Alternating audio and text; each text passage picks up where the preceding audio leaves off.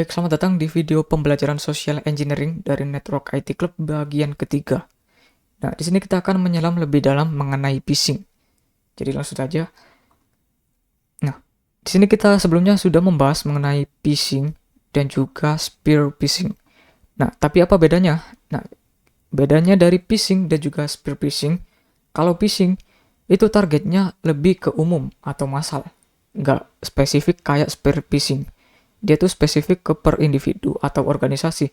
Jadi seperti yang saya bilang sebelumnya, kalau spear phishing itu dia riset terlebih dahulu nih, calon korbannya itu lebih suka apa, lagi ngapain gitu, biar phishingnya atau penipuannya tuh lebih meyakinkan. Berbeda dengan phishing tadi. Kalau phishing, dia cenderung lebih menggunakan template atau kata yang itu-itu saja. Nah, oke lanjut. Dari aspek personalisasi. Nah, kalau yang phishing, seperti yang saya bilang tadi, itu minim atau pakai template umum. Kalau yang spear phishing, dia tinggi, disesuaikan berdasarkan informasi korban. Jadi, si hacker harus riset dulu nih. Riset dulu apa yang disukai korban, dia lagi ngapain, hobinya apa, gitu. Biar lebih spesifik, biar lebih meyakinkan. Nah, contohnya di sini ada email dari bank ke banyak nasabah. Kalau buat yang phishing. Kalau yang spear phishing, itu email dari CEO ke staf keuangan. Nah, gitu. Jadi menuju ke satu individu saja. Tapi itu dalam bentuk yang cukup fatal. Karena si hacker bakalan lebih research tentang si korbannya. Nah, terus untuk sumber datanya, di sini seperti yang saya bilang juga tadi, kalau yang phishing itu tidak butuh riset mendalam. Karena ya tinggal kita cari aja mayoritas orang tuh sukanya apa. Nah, nanti kita bisa isi data di email phishing kita. Terus yang spear phishing itu lebih riset mendalam. Mereka lebih menjelajahi tentang media sosial, leak dan sebagainya tentang korbannya. Nah, terus efektivitasnya juga dari phishing itu rendah atau sedang, mudah terdeteksi. Ya karena itu tadi, itu pakai template. Pakai template umum, terus juga dikirim ke banyak orang. Siapa yang nggak curiga kalau dikirim banyak orang gitu ya. Terus kalau yang spear phishing ini lebih tinggi karena sangat meyakinkan. Karena mereka riset dulu nih. Mereka diriset dulu nih korbannya. Apa yang mereka suka. Jadi kelihatan lebih meyakinkan gitu. Terus tujuan umumnya. Kalau yang phishing itu mendapatkan login data kartu kredit atau malware. Beda sama spear phishing. Dia tuh lebih spesifik lagi, lebih besar lagi. Kalau yang spear phishing dia tuh pengen akses ke sistem, transfer data atau kebocoran data sensitif. Nggak cuman pengen sekedar login atau nyolong kartu kredit doang. Mereka pengen lebih. Kayak contohnya yang baiting tadi. Yang baiting ini juga termasuk ke spear phishing. Kalau semisal kita tadi ngirim ke orang pakai email yang meyakinkan. Nah, itu bakalan masuk ke kategori spear phishing juga. Oke, lanjut. Kenapa phishing? Nah, kenapa kita bahas phishing? Kenapa kita menyelam lebih dalam tentang phishing? Karena phishing adalah metode atau jenis social engineering yang paling sering digunakan saat ini. Menurut berbagai laporan keamanan global ataupun nasional, itu social engineering yang paling umum terjadi adalah phishing. Nah, kenapa? Karena phishing ini itu biayanya murah dan juga lebih efektif daripada yang lainnya.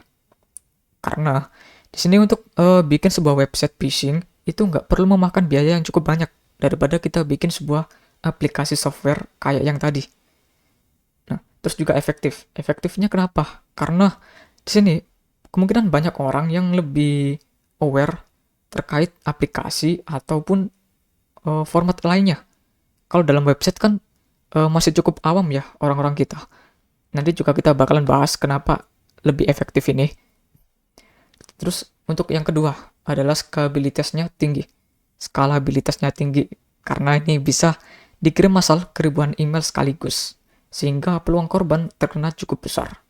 Nah, ini ada toolsnya sendiri ya untuk mengirim email ke ribuan orang sekaligus. Nah, ini phishing juga pintu masuk awal. Banyak serangan besar termasuk ransomware dan pembobolan sistem dimulai dari email phishing sederhana. Nah, seperti yang saya bilang tadi, bahwasannya software yang kita bikin di part sebelumnya itu juga bisa dibikin dalam bentuk phishing sebagai pintu masuk awal. Nah, jadi korban nggak mungkin dong tiba-tiba ngakses kayak link yang kita beri tadi. Nggak mungkin mereka tiba-tiba masuk ke bagian ini, terus ngeklik yang pilot exe, tiba-tiba nge-run. Nah, nggak mungkin dong. Nggak mungkin. Pastinya harus ada proses meyakinkan dari sang pelaku. Nah, caranya ya pakai phishing ini. Phishing ini adalah metode yang paling menjanjikan biar si korbannya tertarik. Nah, terus yang keempat adalah mudah dimodifikasi. Pelaku banyak menyesuaikan konten email dengan tren lokal atau isu terkini. Misalnya bansos, akun e-commerce, atau bank. Nah, terus kita lanjut ke bagian tools dan teknik umum dalam serangan phishing. Nah, yang pertama adalah spoofed email. Nah, ini adalah alat untuk merubah email agar tampak berasal dari sumber resmi. Nah, ini bisa untuk mengubah email gitu ya. Tapi di sini kita nggak akan praktekkan karena ini cukup berbahaya. Terus yang kedua ada fake login page. Nah, ini yang nanti kita akan praktekkan ya, yaitu fake login page, yaitu situs web tier 1 dengan tampilan yang meniru halaman login asli seperti Gmail, Facebook, BRI. Nah, jadi si hacker akan bikin sebuah website tier 1 yang nantinya website tersebut akan mensetorkan apa yang diinputkan oleh user. Ya, nanti kita coba praktekkan untuk lebih jelasnya. Terus yang kedua, yang ketiga ada phishing kits. Nah, phishing kits ini juga termasuk yang kita bahas di part sebelumnya ya, yaitu ini, social engineering toolkit ini. Di sini juga kita bisa bikin sebuah spear phishing sebenarnya. Cuman saya agak riskan buat mencobanya. Oke, lanjut.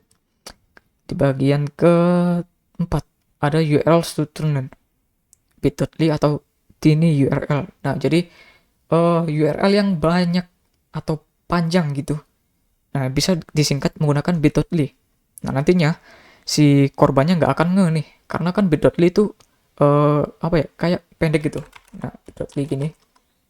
Ntar saya coba buka situs bit.ly biar lebih paham ya. Nah, jadi di bit.ly ini kita bisa mengubah email yang di bit.ly ini kita bisa mengubah sebuah URL atau link gitu yang panjang berubah menjadi pendek. Ya, nantinya itu nggak akan kelihatan kan. Nah, misal di sini saya ada sebuah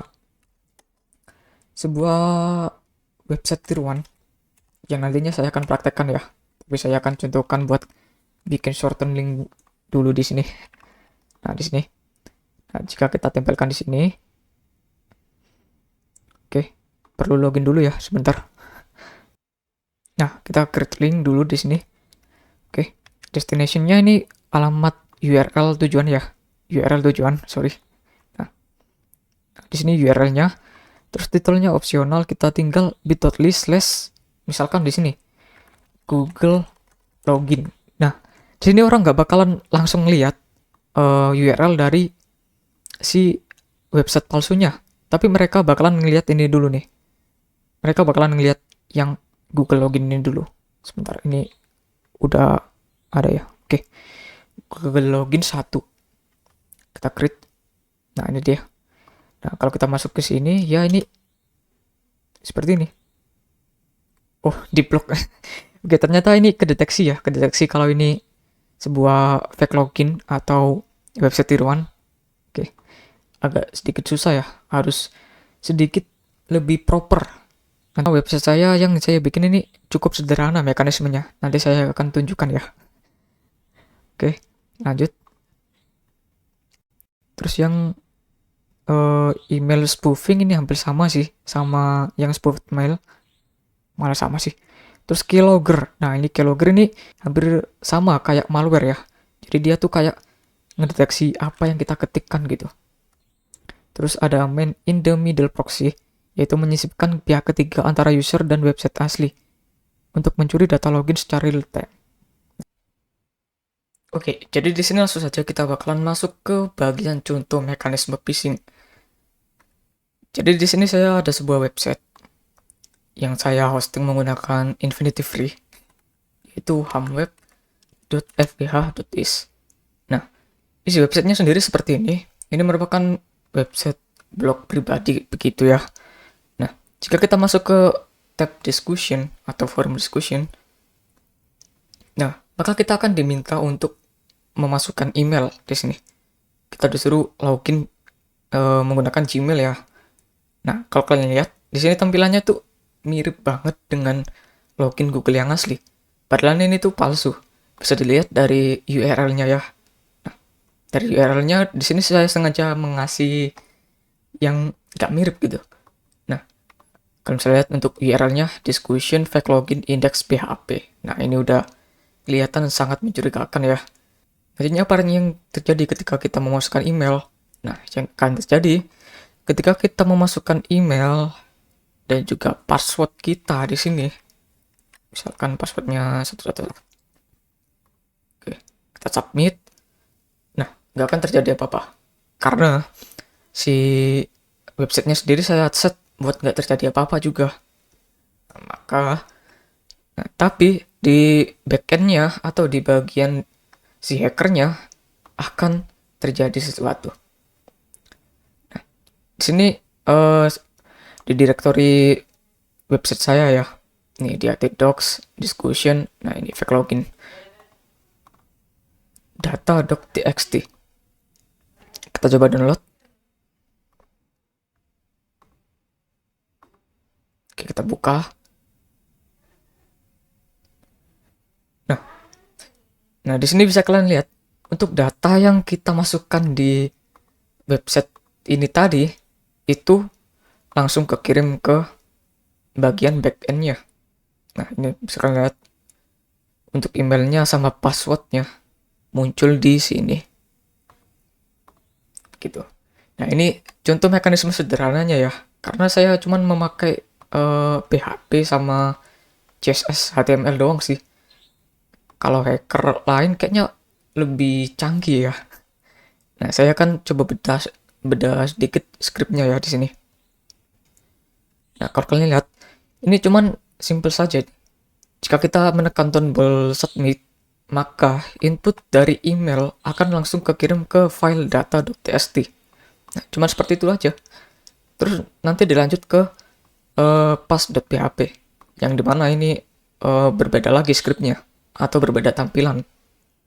Sesimpel itu untuk bikin sebuah link phishing atau website phishing. Tapi di sini untuk nama domainnya atau direktorinya ini kelihatan banget ya kalau ini sebuah phishing. Oke, kita lanjut untuk ke cara penanganannya atau cara menghindari sebuah phishingnya ya. Nah, jadi untuk tips menghindarinya itu yang pertama, seperti yang saya bilang tadi, selalu periksa alamat pengirim. Waspadai domain mencurigakan atau ejaan mirip. Nah, ini adalah domain yang sangat-sangat mencurigakan. Kalau udah lihat aja ya, di sini ada discussion fake login. Nah, udah pasti ini bukan punya Google yang asli gitu. Tapi ada juga yang contohnya kayak gini nih, yang digambar ini. Nah, ini domainnya cukup mirip ya, facebook.com sama facebook.com. Cuman dia memakai 0 di sini, bukan huruf O. Dan juga yang lebih berbahaya itu ada lagi, biasanya hacker memakai sebuah alfabet dari karakter lain. Misalkan di sini alfabet Yunani. Alfabet Yunani. Nah, kalau alfabet Yunani di sini kan hurufnya tuh berbeda. Sebenarnya ini berbeda. Di sistem itu terbacanya berbeda, cuman di mata kita ini kelihatan sama dengan alfabet internasional pada umumnya. Kalau nggak percaya kita coba ya di sini. Kita akan memasukkan sebuah Google Translate. Kita akan memasukkan sebuah alfabet Yunani di Google Translate ya. Oke, kita copy. Ini adalah alfabet dari huruf apa nih? A ya. Ya, alfabet huruf A. Ini bisa kalian lihat. Ini sangat mirip ya. Sangat mirip dengan aslinya. Bahkan kelihatannya nggak ada bedanya ini. Nah, kita coba detect bahasa di sini. Oke, kita pastikan di sini. Nah, bisa kalian lihat. Di sini bahasa yang terdeteksi adalah Greek atau bahasa Yunani. Tapi jika kita menggunakan huruf A biasa yang ada pada keyboard kita, yang terdeteksi adalah bahasa Inggris. Nah, jadi antara huruf Yunani ini sama yang ini itu berbeda. Nah, jadi si hacker bisa saja menggunakan huruf Yunani tersebut buat mengelabui kita, buat mendaftarkan domain yang sudah tersedia gitu. Semisal nih, ada yang namanya domain facebook.com. Nah, maka si hacker akan menggunakan huruf Yunani ini. Facebook. Nah, kayak gini. Facebook, tapi B-nya ini adalah huruf Yunani. Maka nanti sistemnya juga akan terbaca berbeda. Gitu. Ini merupakan teknik IDN homogram attack. Terus yang kedua, jangan klik link sembarangan. Arahkan kursor ke link untuk melihat URL asli. Nah, itu dia. Untuk melihat URL asli, kita nggak perlu susah-susah sih sebenarnya. Kita tinggal lihat aja. Kalau misal tadi ada kayak bit.ly gitu ya. Ada bit.ly. Nah, ini waspada aja. Karena sekarang bit.ly itu makin aware ya terhadap serangan phishing. Mereka tuh nggak langsung ngarahin kita ke linknya, tapi kayak ada konfirmasi gitu. Nah, konfirmasi seperti yang tadi, itu kalian lebih cek lagi ya untuk linknya. Apakah itu benar-benar link asli atau link palsu gitu. Terus yang ketiga, ada waspadai kata-kata mendesak. Misalnya segera verifikasi, akun Anda akan diblokir. Nah, seperti yang saya bilang tadi, ada juga teknik psikologi dalam social engineering ini. Salah satunya yaitu ini. Salah satunya adalah security. Nah, ini merupakan salah satu teknik social engineering, teknik psikologi, sorry. Jadi si hacker bakal menggunakan kata-kata yang mendesak. Padahal aslinya jika seorang resmi atau pihak resmi yang mengirimkan email, nggak mungkin mereka menggunakan bahasa yang mendesak. Nggak mungkin mereka menggunakan tata bahasa aneh atau nada mendesak. Tidak mungkin. Oke, lanjut. Terus yang keempat, gunakan authentication 2 faktor. Nah, ini yang paling penting. Jadi ketika data kalian bocor atau email dan password kalian bocor, itu si hacker nggak bakalan langsung bisa login ke akun kalian. Tapi di HP kalian bakalan ada kayak authentication faktor gitu. Nah, jadi ini bakalan lebih aman lah. Akun kalian nggak bakalan langsung bocor ke si hacker. Terus di sini ada cek keaslian situs. Nah, ini dia. Ini juga yang paling penting. Kalian tuh pastiin nggak pakai format HTTP ya, tapi pakai HTTPS. Kenapa? Karena HTTPS itu lebih aman, lebih secure. Karena HTTPS itu biasanya dari website yang sudah memiliki keamanan atau verifikasi keamanan. Nah, kita cari tahu nih perbedaan HTTPS sama HTTP. Nah, ini dia. Jika HTTP itu standar protokol dari transfer data, sedangkan HTTPS itu secure version atau versi yang lebih aman. Seperti yang saya bilang tadi, HTTPS itu versi yang sudah mendapatkan license keamanan. Jadi ini akan lebih aman. Tapi entah kenapa dalam kasus saya tadi, ini menggunakan HTTPS. Nah, sekalian lihat, entah kenapa di kasus website saya sini, ini bisa lolos verifikasi. Oke, kita lanjut. Terus yang keenam ada laporkan email mencurigakan. Nah, jika ada email yang mencurigakan, langsung saja kalian laporkan. Jangan diam saja. Karena nantinya email tersebut bakalan dilacak oleh IT support atau layanan email. Nantinya bakalan diblokir sehingga kedepannya nggak bakalan muncul email phishing lagi dari tempat yang sama. Oke. Terus edukasi diri dan orang sekitar. Pengetahuan adalah perlindungan terbaik. Nah, ya kurang lebih seperti itulah untuk cara menghindari phishingnya ya. Dan oke, nggak kerasa. Modulnya sudah selesai ya untuk modul singkat dari social engineering. Jadi ya terima kasih buat kalian semua yang udah mengikuti modul ini dari part pertama sampai ketiga ini. Saya selaku pemateri dari Network IT Club ingin mengucapkan terima kasih banyak buat kalian yang udah mengikuti materi social engineering yang cukup simple ini. Kita mungkin kedepannya bahkan bahas lebih advance ya mengenai social engineering ini. Tapi untuk sementara ini kita bahas yang simple-simple aja dulu. Karena sebenarnya ini materi akan saya gunakan untuk webinar. Cuman ada suatu kendala yang bisa membuat saya gagal membuat webinar tersebut. Oke saja untuk modul materi social engineering. Sampai jumpa di materi berikutnya. Dadah.